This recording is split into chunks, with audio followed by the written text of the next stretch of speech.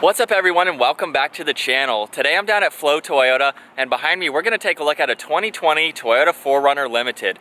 Huge shout out to them for providing this SUV for me today. I'll have a link to their website down in the description below. Definitely check them out.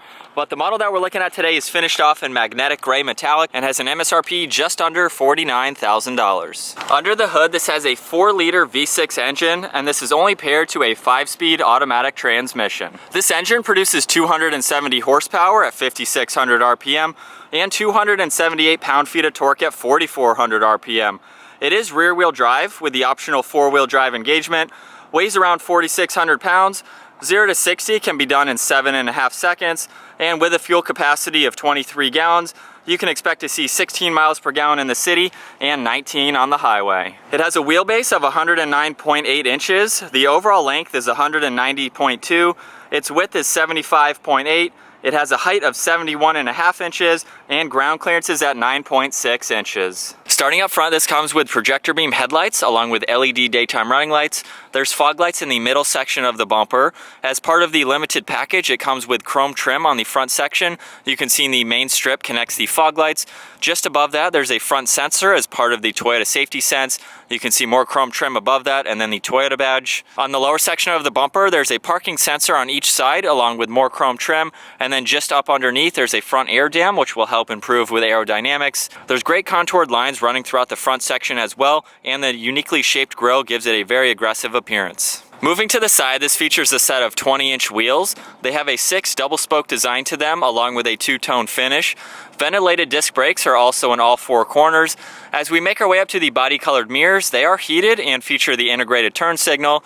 You can see there's more chrome trim running just underneath the doors as well as on the door handles themselves. And then up top, this does feature roof racks and a sunroof. And finishing up in the rear with the body-colored spoiler and integrated third brake light, the wiper blade is nicely placed behind the spoiler to give you plenty of visibility out of the power glass. It can slide up and down as well. This has a backup camera with 4 parking sensors, LED taillights, there's a chrome trim piece running the length of the lower section of the bumper, and this has a towing capacity up to 5,000 pounds. So that's going to finish up with the exterior walk-around on the 4Runner Limited. Not too many changes have been done to the outside. We're going to see most of those changes on the inside.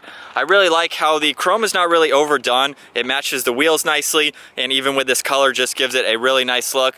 But now with the key we can go ahead and check out the interior. I do have it locked. Just place my hand on the door handle, you'll hear it automatically unlock. Starting off on the door panel, this has leather and stitching running along the armrest. Nice grab handle with a trim piece running on top of it. All the windows are automatic up and down. You have the lock and unlock in front of that. There's more chrome trim on the release handle. There's 2 memory seat adjustments. This has a 15 speaker JBL audio sound system with plenty of storage space in the back side of the door. As we make our way inside to the leather seats, they are perforated on the inside. They are heated and ventilated as well. There's stitching running down the bolsters, and they have a ton of power adjustability settings with lumbar support. Once inside, we're greeted with a fully wrapped black leather steering wheel with black stitching running on the inside. There's a nice trim piece on each side as well. On the right side, all of these will control the center screen, which I'll get to here soon. There's a favorites button. There's a lane keeping assist button along with the Toyota Safety Sense, which is the sensor up front. The cruise control stalk is just on the back side. On the left side, you have your Bluetooth controls along with a mode button for the radio, and you have your volume as well along with tuning. With the vehicle on now, we can go ahead and take a look at the gauge cluster. You'll see the tach and engine temperature on the left side, fuel gauge and speedometer is over on the right side, and then right in the middle, we can take a look at things like your average miles per hour and average MPG. You'll see that on a separate screen here. You have your distance until empty. There's an eco meter that's a live readout, so when you're going down the road, you can see how well you're driving. You can look at your miles per hour in a single screen there. You have your time until rest, so if the vehicle knows it's been on for a long period of time, it will pop up and tell you that you need to take a break. We can scroll over and look at tire pressure. You have your steering angle, so you can see where the wheels are pointed. There's a compass. You have your music. We can look at things like your cruise control and your lane departure assist, being able to turn those on and off.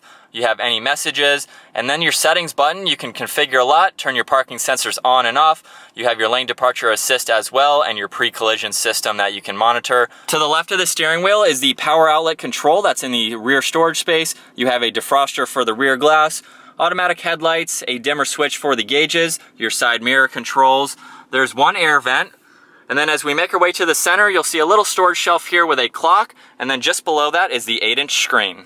Currently, I am on the home page, so you can see audio, your phone if it is paired, and the map on the right. This is configurable, so you can change that up however you would like to. We're going to go ahead and go over to the menu button, so you can see your map again, you have your audio, your phone, any apps. The projection button will hook up to your phone, so this does have Android Auto and Apple CarPlay. You have info and setup that you can go into, so basically just configure everything that you would like to.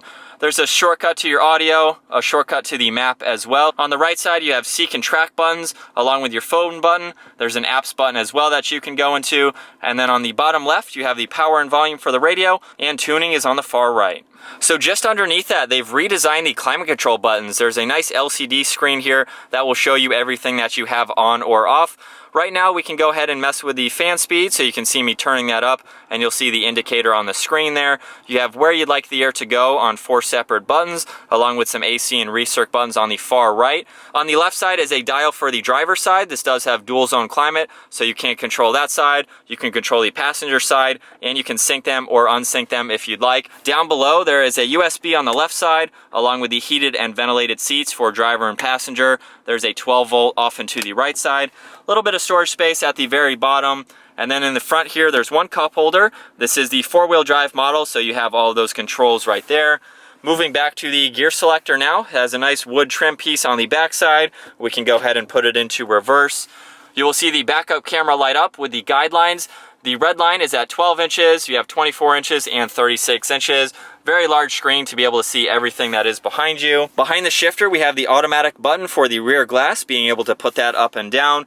There's one cup holder over to the right and a little storage bin in front of that. As we make our way to the center console, it's finished off in leather and stitching, and when we open it up, there is a deep amount of room, along with a 12 volt in the front. There's a small container in the top side for tissues or something like that, so definitely plenty of storage space. As we make our way to the glove box, you have a lot more room for anything that needs to go there. More of that wood trim runs across the top of that. We'll go ahead and take another look at the seats.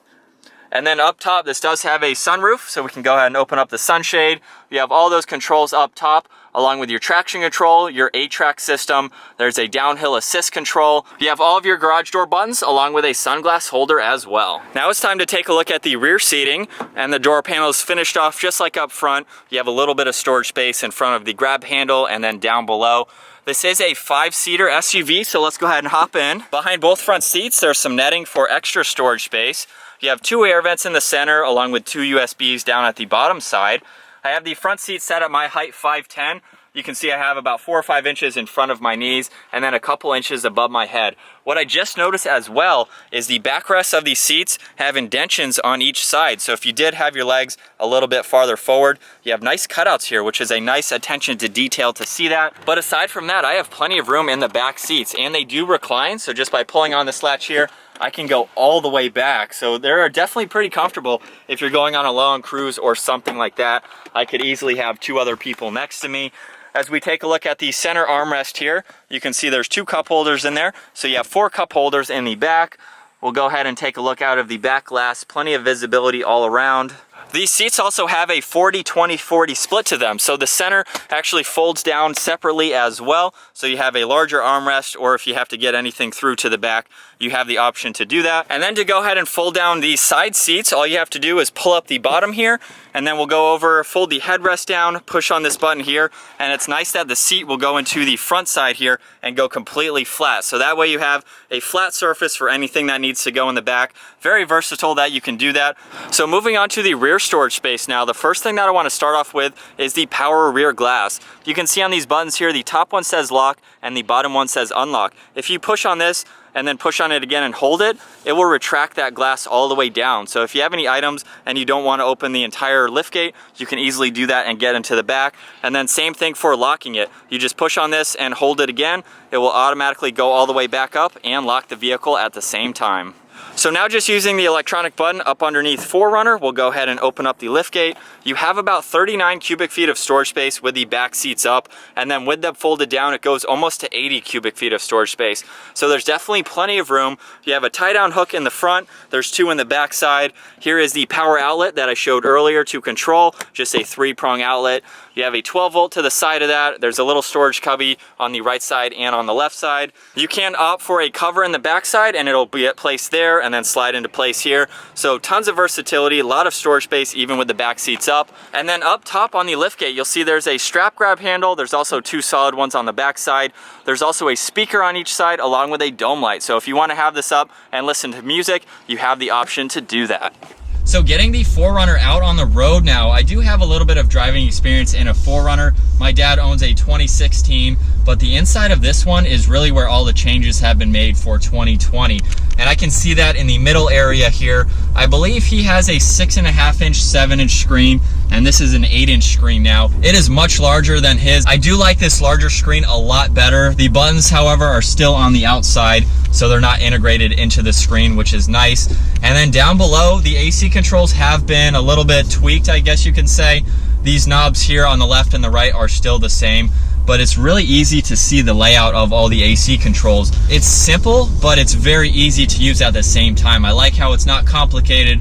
You don't have to go into the screen. There's not a whole bunch of knobs or anything. You just look at the button you want, push it, and you get exactly what you want. I might as well transition to the rest of the materials on the inside.